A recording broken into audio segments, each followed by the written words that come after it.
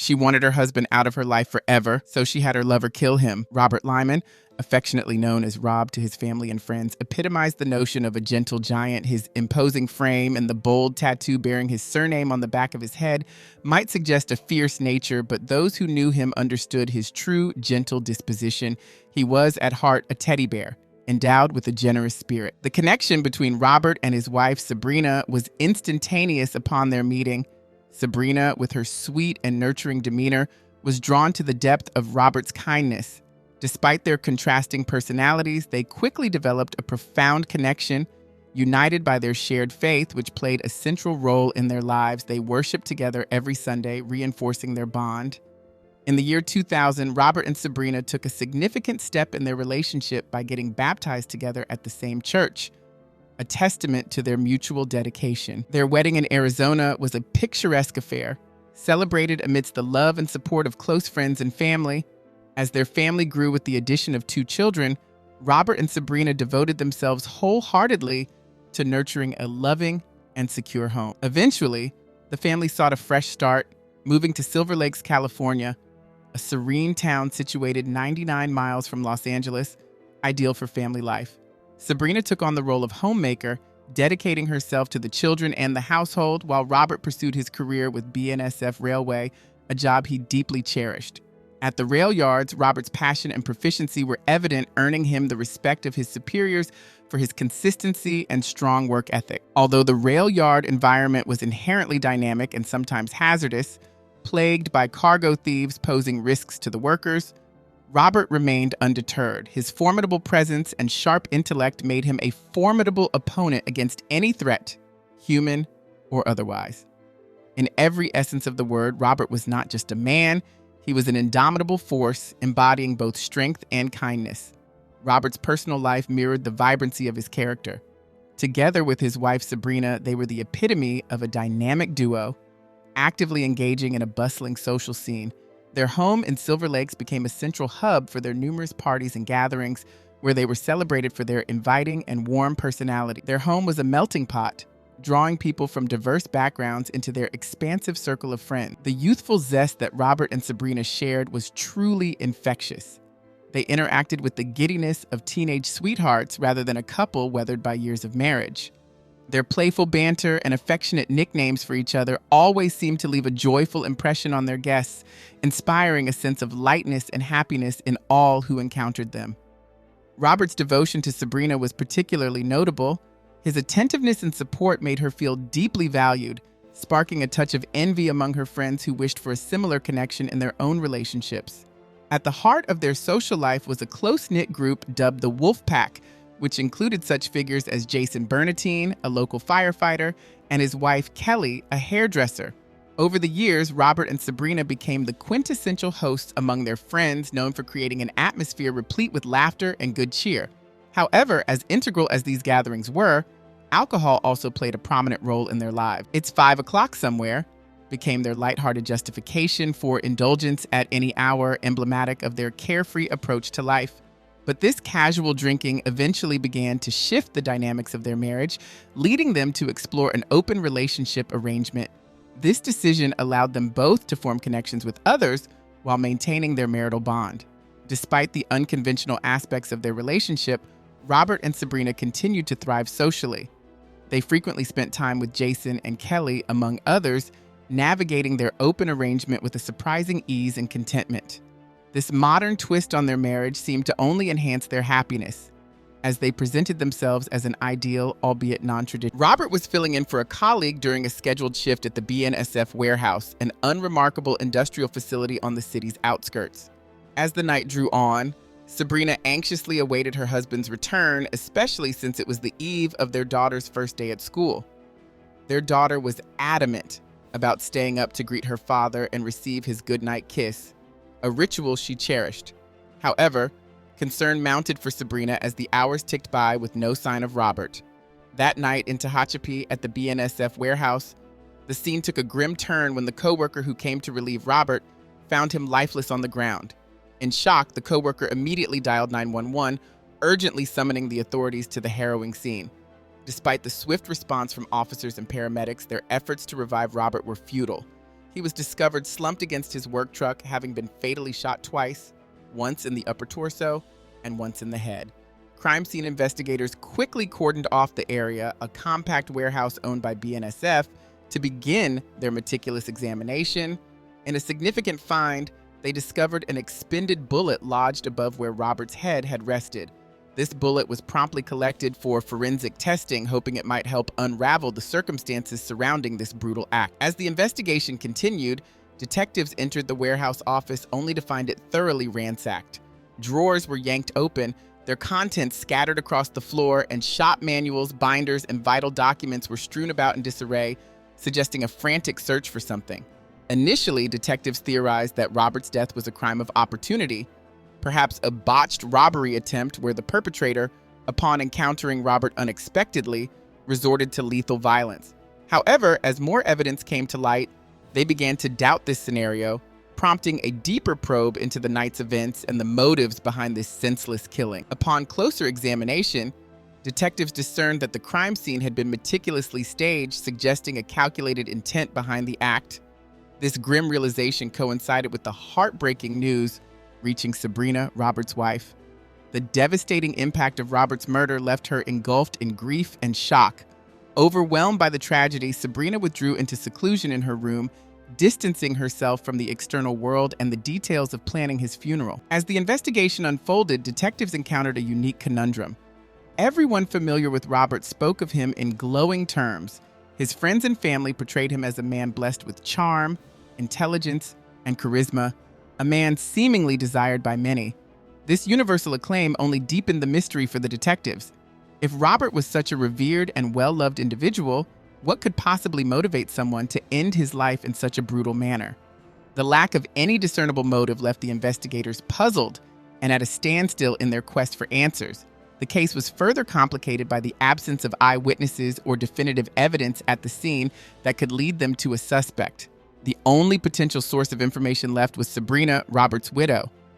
In her discussions with the detectives, Sabrina maintained that their marriage was strong and loving, expressing her utter disbelief that anyone would want to harm her husband. Despite the recovery of a bullet fragment at the scene, it failed to advance the investigation significantly, other than confirming the weapon involved was either a .44 or .45 Magnum. Faced with scant leads, the detectives' resolve to solve the case did not waver, driven by a compelling desire to deliver justice for a man who appeared to deserve only the best. In an attempt to gather more clues, the detectives secured security camera footage from the warehouse where Robert worked. Unfortunately, their hope was dashed when they discovered that the camera installed in Robert's work truck, the potential key to unraveling the events, had not been operational at the time of the murder, leaving a critical gap in their investigation. The breakthrough in the case came from the only camera that had captured any footage, positioned outside the warehouse.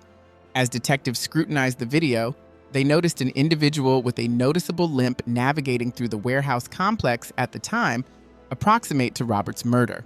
The footage was grainy, complicating the task of distinguishing the person's features or attire.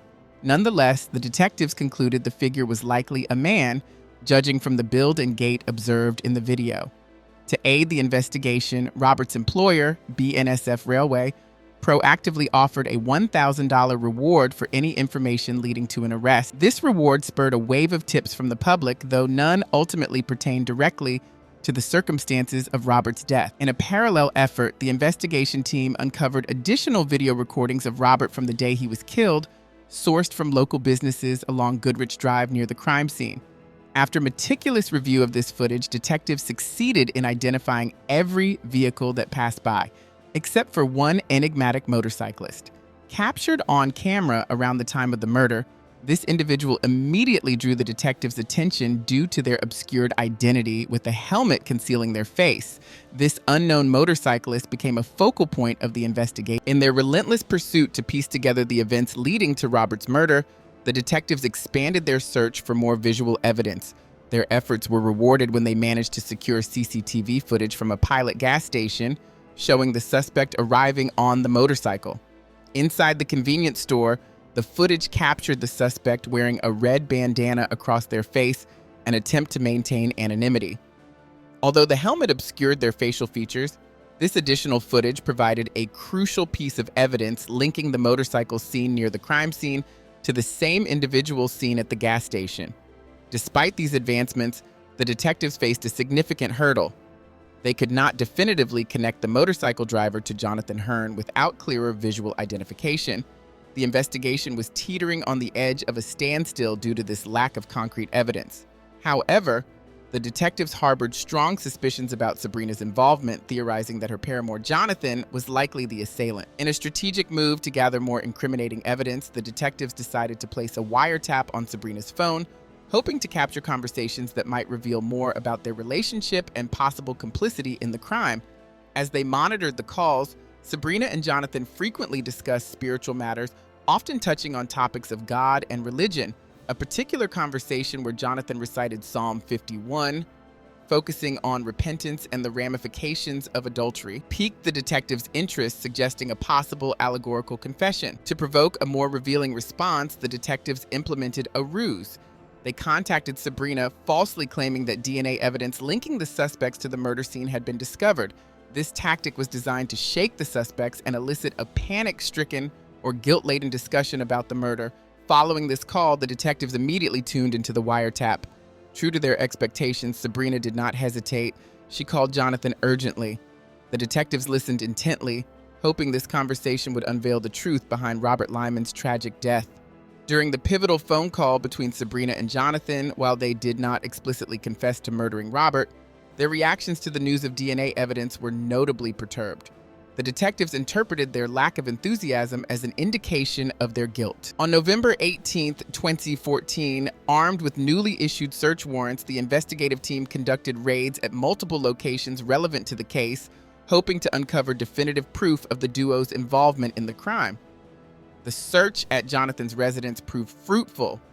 Detectives discovered not only the Yamaha motorcycle, but also a helmet, a red bandana, and a backpack, among other suspicious items, all potential pieces of the murder puzzle. The accumulation of this evidence led to the immediate arrest of both Jonathan and Sabrina. Following her arrest, Sabrina underwent a 4-hour interrogation at the police department, where she vehemently denied any involvement in her husband's death. She maintained her innocence throughout, and without concrete evidence linking her directly to the crime scene, the detectives had no choice but to. Back in Silver Lakes, the once beloved community figure faced a harsh reality. The neighborhood that had enjoyed many lively parties at her home now shunned her, leading to harassment and threats severe enough to compel Sabrina to withdraw her children from school.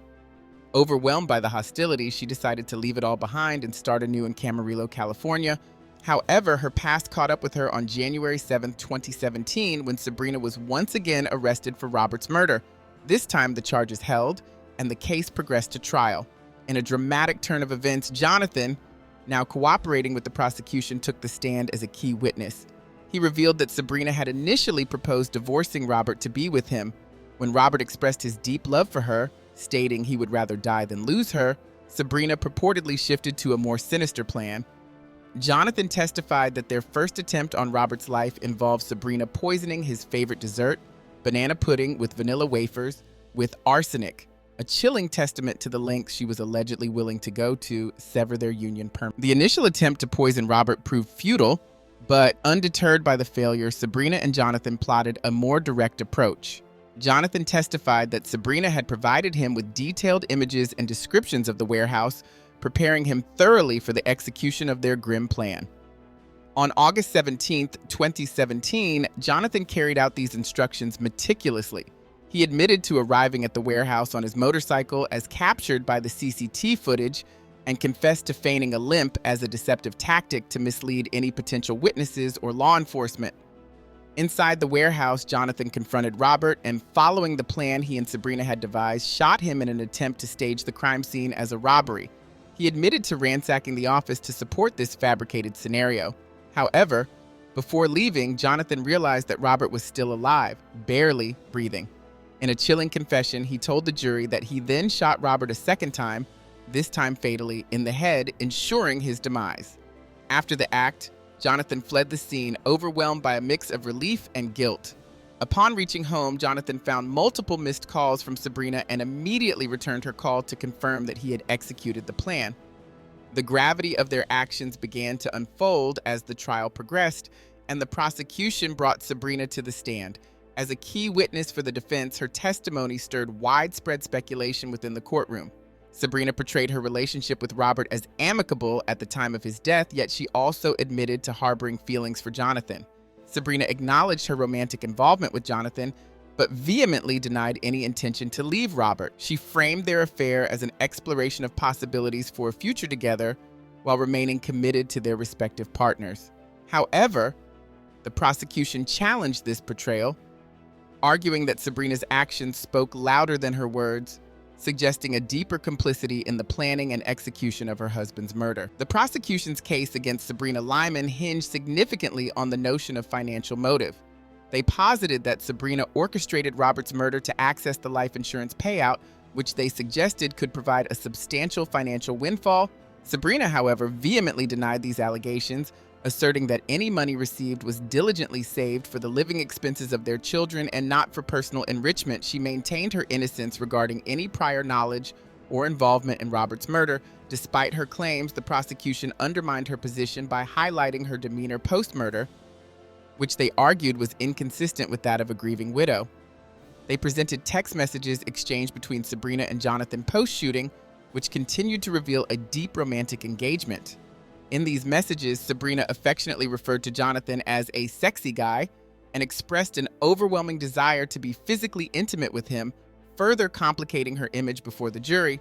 The trial culminated with Sabrina being convicted on 4 out of 6 counts, including first-degree murder, attempted murder, solicitation, and conspiracy to commit murder. She was, however, acquitted of the charge related to the alleged poisoning attempt. This mixed verdict provided some measure of closure to Robert's family and friends, though the acquittal on the poisoning charge did leave some lingering doubts and questions. Jonathan Hearn, under the terms of a plea deal, pleaded guilty to manslaughter and received a sentence of 25 years and 4 months. At his sentencing, Jonathan expressed profound remorse and extended apologies to Robert's family, indicating a genuine regret for his actions and their devastating repercussions. Sabrina faced a harsher fate, receiving a sentence of 25 years to life plus an additional 16 months. Showing no signs of remorse, she quickly moved to appeal her conviction, arguing that her defense was mishandled, specifically criticizing her attorney for allowing her to testify, which she claimed compromised her defense. Despite these claims, her conviction was upheld through the state court system, prompting her to escalate her appeal to the federal level. The case continued to garner considerable media and legal attention, sparking debates and speculation about the potential for an acquittal on appeal. However, in January 2023, the federal court also upheld her conviction, effectively quashing Sabrina's hopes of overturning her sentence and marking a definitive end to a saga that had captivated and divided public opinion.